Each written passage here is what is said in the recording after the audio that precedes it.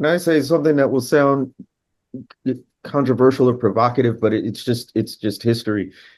A lot of this dialogue about who's Christian, who's not, it reminds me of the theologizing being done during the Civil War, during between Northern and Southern theologians and Christians, by which I mean uh, Southerners who were conservative, if you want to use that language, would look at chapter and verse of the Bible and say, nowhere in the Bible does it condemn slavery. It regulates it, but it doesn't abolish it or say we need to get rid of it. Uh, Anti-slavery theologians were saying the opposite. Well, it may not say in explicit terms, don't enslave people, although it does talk about man stealing in the Old Testament. There's this little thing that Jesus said about loving God and loving your neighbor. And so how is it loving? But the rebuttal was, well, they're not using the Bible, or they're twisting the Bible, or they're liberal about it and not really taking it as authoritative or literal or whatever language you want to use.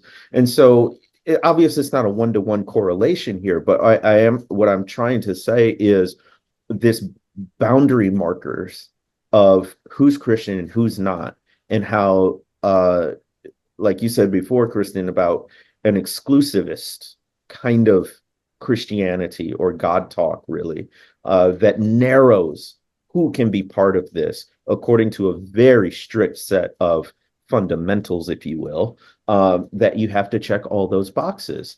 And then, we have examples. Raphael Warnock was extremely eloquent in the DNC talk, and he says, talking about a vote is a kind of prayer, and of course bringing in the Black homiletical tradition, of course occupying the same pulpit that Martin Luther King Jr. did, and he's an elected official, which is nothing foreign or strange to the Black Christian tradition.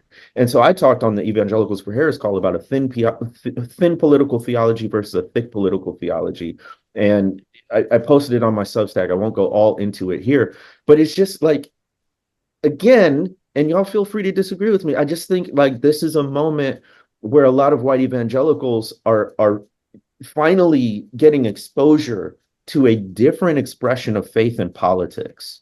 And a lot of them are confused because they haven't really been, even from 2016, maybe 2020, but it's just interesting to watch. It's interesting to watch.